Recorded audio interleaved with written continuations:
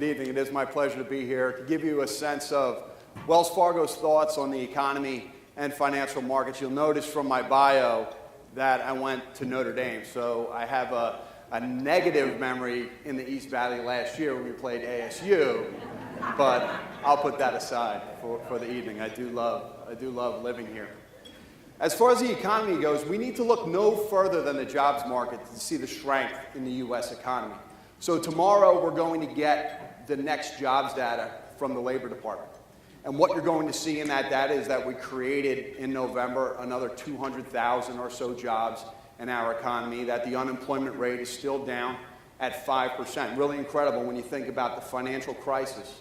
And after the financial crisis, when we hit a peak of 10% unemployment in 2009, and many didn't think we were ever going to get back to 5% unemployment or below. And here we are. Even the underemployment situation has improved. So that 5% unemployment rate in the U.S., that's 7.9 million people. We add to that the 5.8 million Americans who tell us they're working part-time but would prefer to work full-time.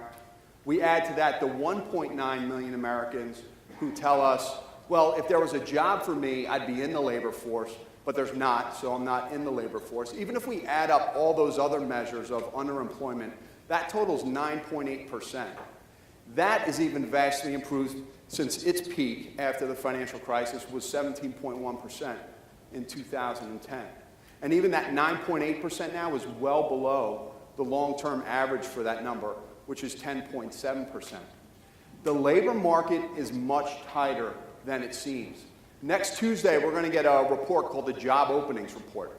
It's going to show us that we have about 5.5 million job openings in the U.S. So you think about 5.5 million job openings versus 7.9 million unemployed. So theoretically, we could employ 2/3 of our unemployed right now and get the unemployment rate in the U.S. down to 2%. Now, we can't because practically we've got dislocations. Dislocations in geography, dislocations in skills that will not allow us to put all those unemployed to work. And it's mostly that dislocation in skills. The National Federation of Independent Businesses that represents small businesses in the U.S., they've been telling us for months that this is the most difficult environment to find qualified workers since 2007. That benefits an area like the East Valley. Look at some of the data right in the pamphlet that Brian mentioned. You can see this is a highly educated, highly skilled workforce that you have that's very attractive to employers. And they need that now. But what's held them back and what's held this area back from really recovering as the rest of the U.S. recovered faster than we did, what held us back was a lot of that dislocation in geography. So think about 5 years ago. People couldn't make the decision to relocate because their homes were underwater. We had negative equity in many places in the United States. So even if you wanted to relocate here to retire or you wanted to relocate here to work, you could not do that. Well, now, most of those homes that had negative equity, that's now positive. And they're making those decisions to relocate here and retire here. And we could see it in population growth. We see it in job growth. Job growth in this area, up 2.6%. Nationally, job growth is just 2%. And it's going to continue to grow. Forbes just cited Arizona as one of the fastest areas for job growth over the next 2 years, projecting that jobs would grow at over a 3% rate for the next few years. You think about some of the businesses that are bringing jobs here, whether it's GM or Home Depot or Northern Trust, going to bring over a couple thousand jobs here over the next couple years. Or right here in Mesa, a firm like Santander that's going to bring almost 1,000 jobs here itself. That job growth will continue. The one thing we have to look out for is wages. So we're going to get a jobs report tomorrow. It's probably going to tell us wages are up about 2.5% over the past year, which is good. You know, we have record employment in the U.S. We've got wages increasing on top of record employment. That's good for the consumers that power 2/3 of our economy. But the reason we have to watch wage inflation is because when we look at prior recessionary periods, if you go back to 08, 09, you go back to 01, you go back to 91, and you see that recession on the chart, and you just go back a couple quarters before and you look at wage inflation, you would find that wage inflation hit 4%. So when wage inflation hits 4%, or probably when we see it start to get to 3.5%, Wells Fargo will get concerned about, okay, are we getting too close to the end of the economic cycle? But right now, there's a pretty good gap between 2.5% and 4% growth. So we think this expansion has a lot of room to run. And the reason you get concerned about wage inflation is that it could feed into price inflation. So Janet Yellen, our Fed chair, was on Capitol Hill today. She told Congress that most of the criteria have been met, that the Federal Reserve can raise rates on December 16th of this month. And we're expecting that. Now, wage inflation has not fed into price inflation at all yet, or it seems from headline inflation, if you look at the Consumer Price Index.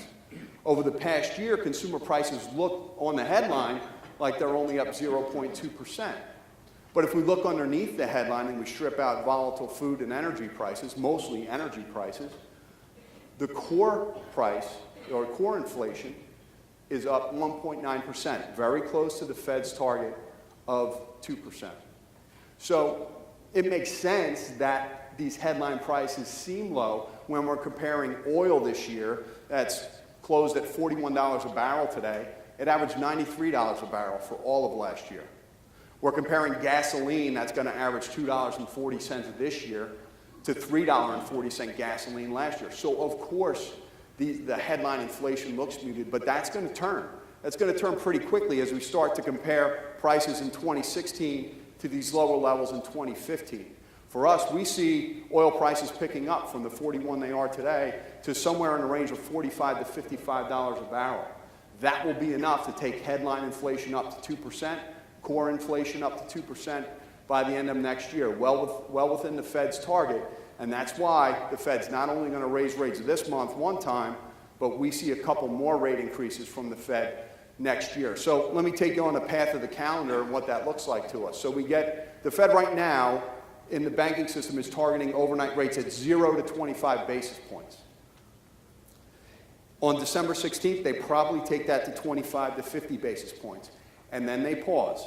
The Fed will not want higher rates to impact the strong spring season for real estate. So then we think they pause there, and then maybe we get another rate hike from the Fed in June that takes interest rates to 0.5 to 3/4% in the overnight rate.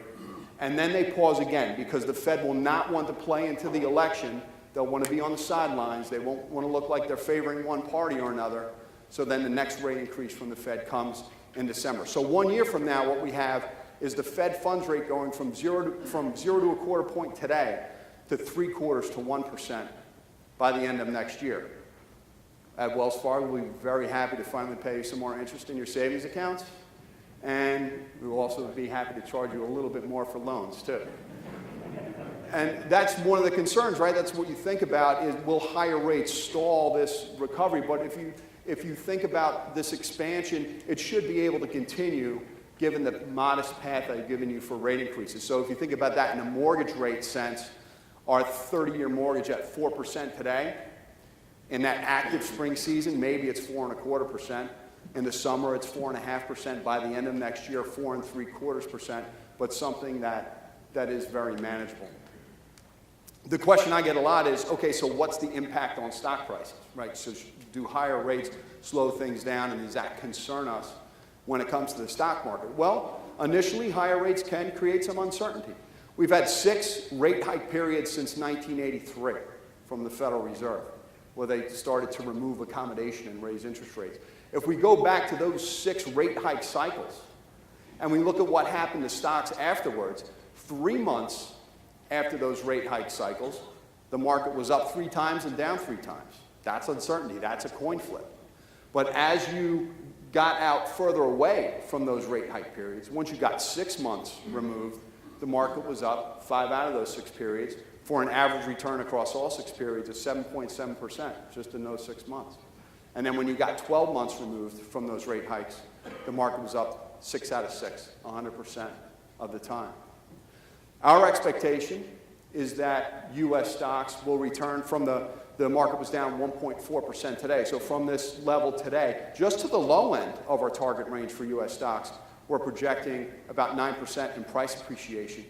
You put dividends on top of that, that's 2% in dividends, that gets you to an 11% total return for stocks between here and the end of next year.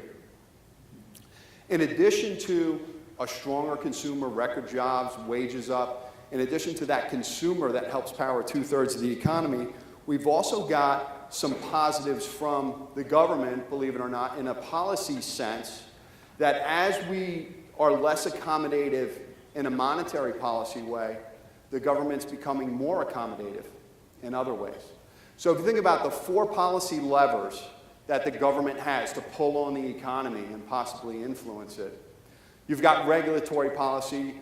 We are overregulated. Regulation is a negative and will continue to be a negative. I'm not saying that's one of the policies that's going to improve. Monetary policy is becoming less accommodative. So think about 2013.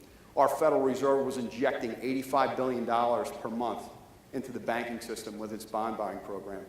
That went away last year. They've had zero interest rate policy since 2008, so almost free money in our economy.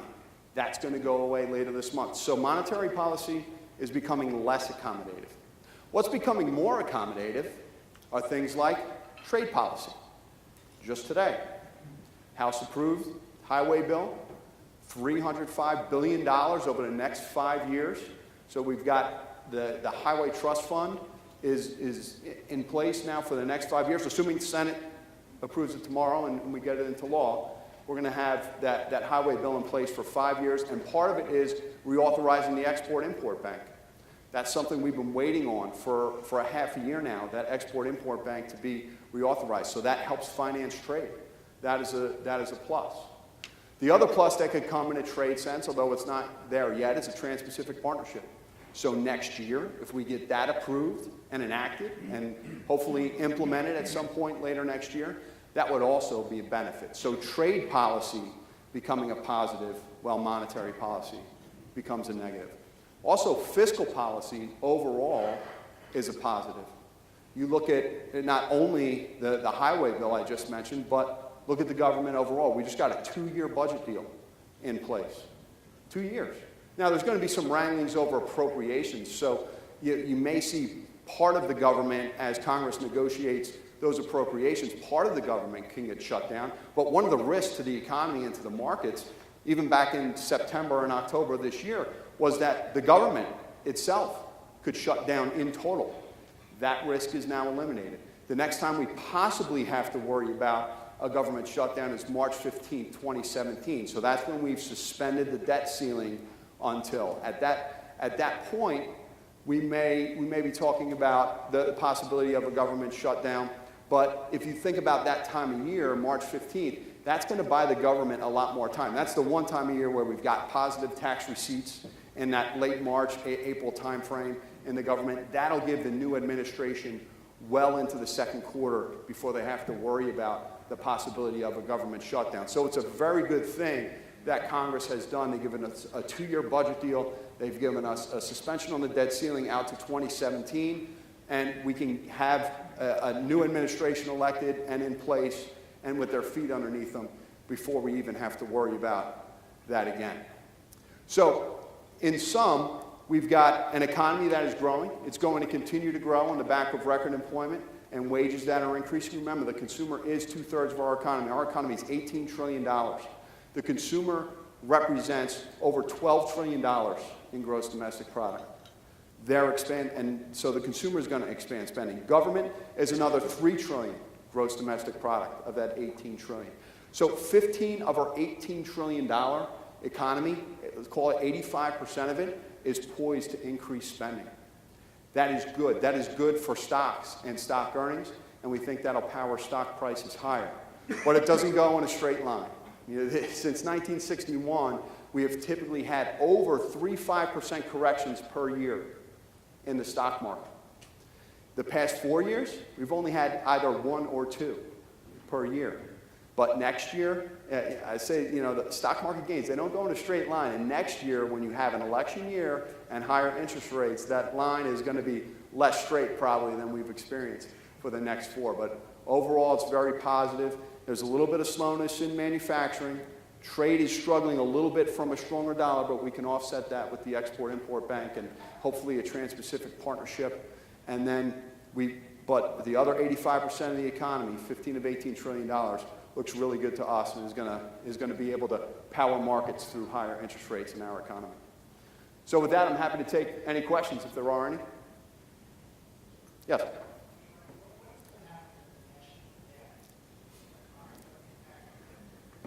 Yeah, so our last, the debt ceiling was 18.1 trillion.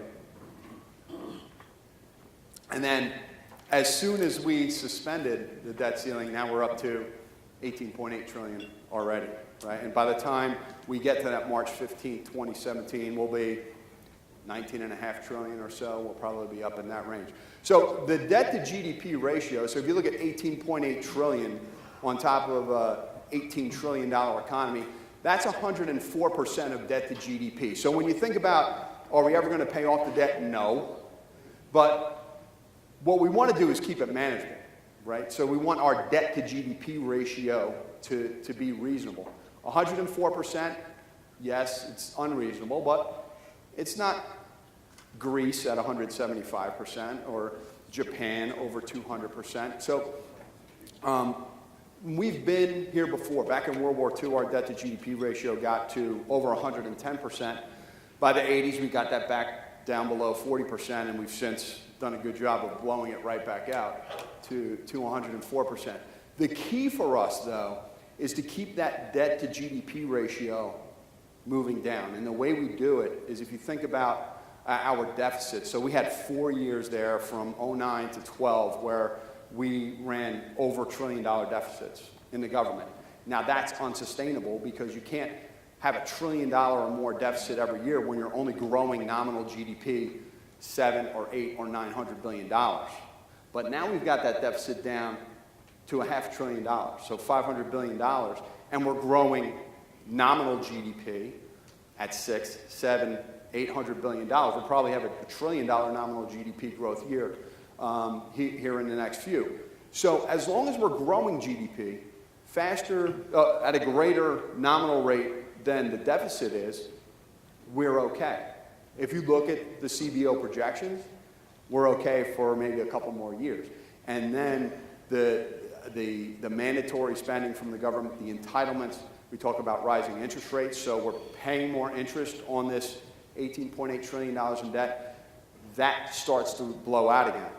So in about 2018, 2019, you start to see that deficit grow out, and we're going to have a recession again, a year where we don't grow GDP faster than deficit. So this is something that is coming to the fore now in the election. So it was probably just 2 months ago, there was a poll done on what's the most important issue for voters. And the number one issue was other, right? Nobody knew what their most important issue was.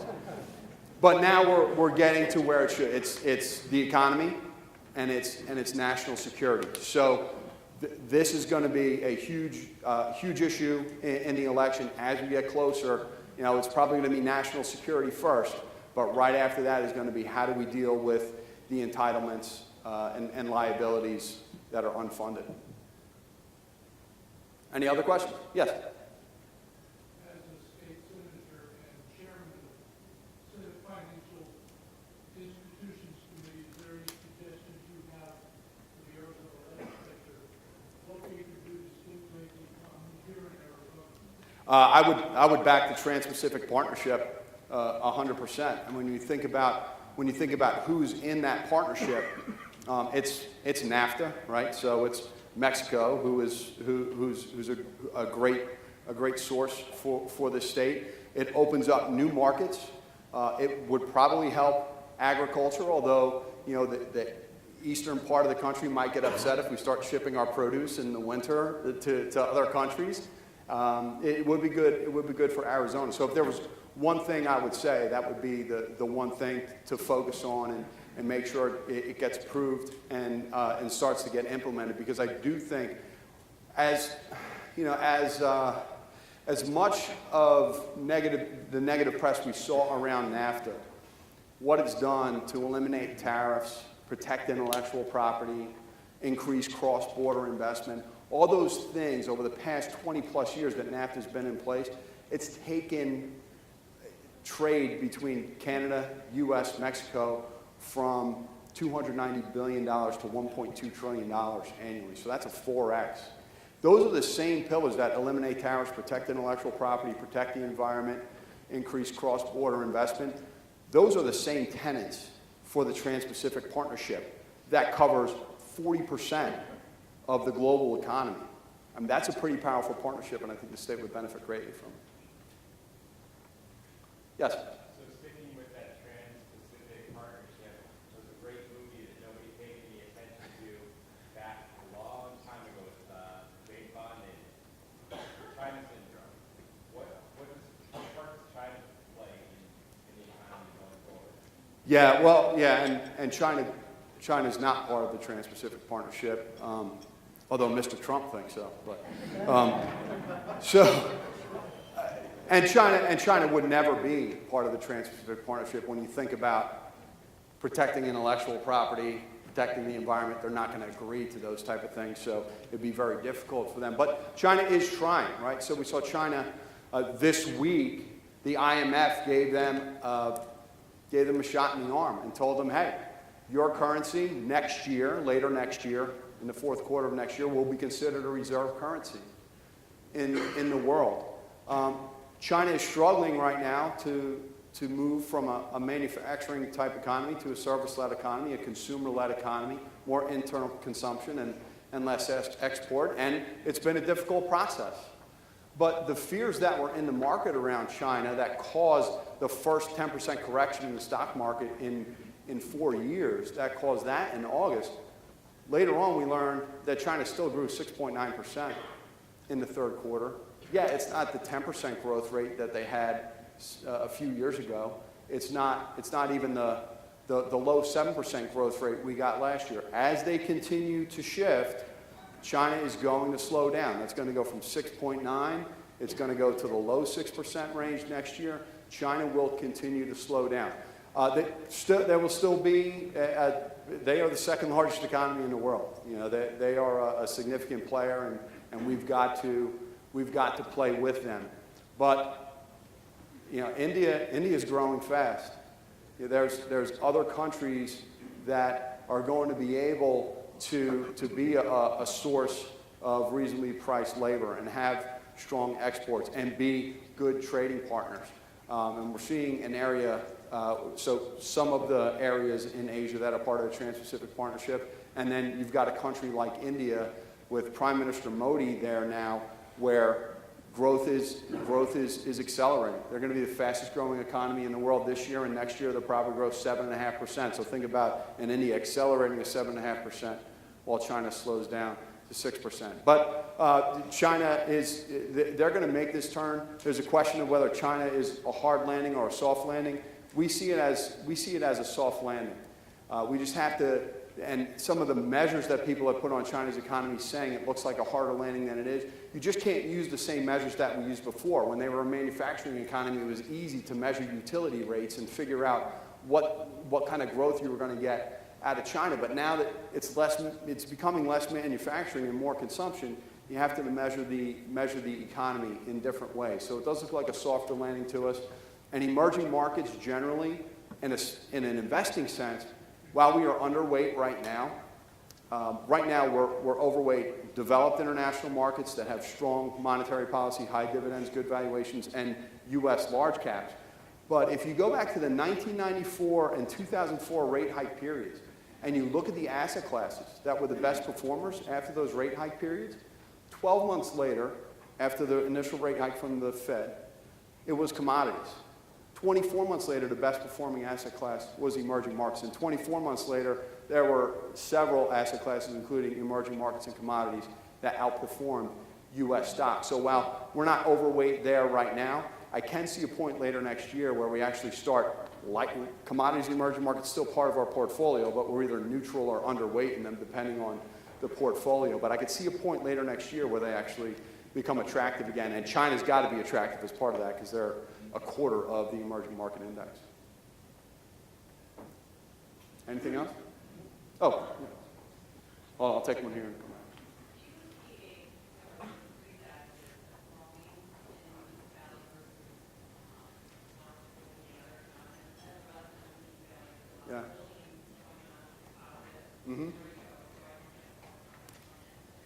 You just answered your own question. So the fastest growing sector in a job growth sense is construction.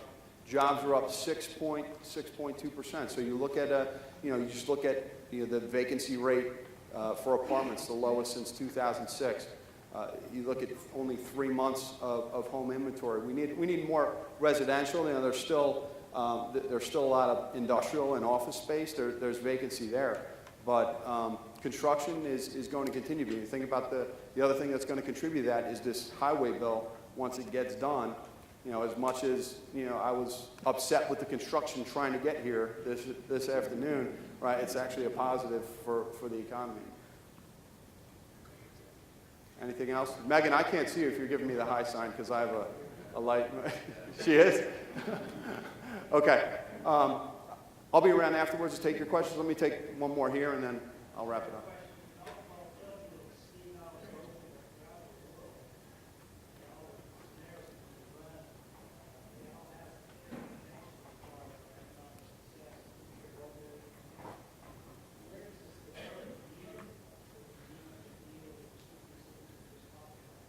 Yeah, well,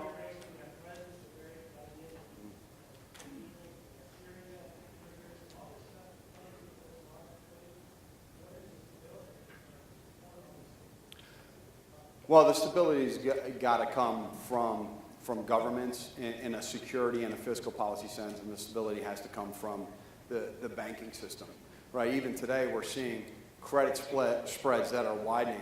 They're widening mostly in manufacturing and industrial and the materials sector, but it doesn't worry us because we haven't seen spreads blow out like we did in the financial crisis in the financial sector. Once you lose that confidence in the financial sector, once you see credit spreads widen there, then you know that there's something more systemic going on that you have to be concerned about. And we can keep the banking system pretty well stable, but if you hear any of your central bankers, Ben Bernanke did a good job of talking about this, but Janet Yellen says it from time to time, Mario Draghi says it from time to time, there's only so much monetary policy you can do. Eventually, you need fiscal policy to take over, and we're seeing that here in the U.S. We're getting some stability. We're seeing 5-year highway bills and 2-year budget deals, and so we're getting that kind of stability. But then we need national security stability too. That's beyond monetary policy. That's just governments agreeing to do things. We talked about having a 63 or 64 country coalition, but we've only got 3 that actually put troops on the ground. We need more buy-in that way, and we need more significant buy-in in terms of money and troops. All right. Well, thank you for your time. Appreciate it.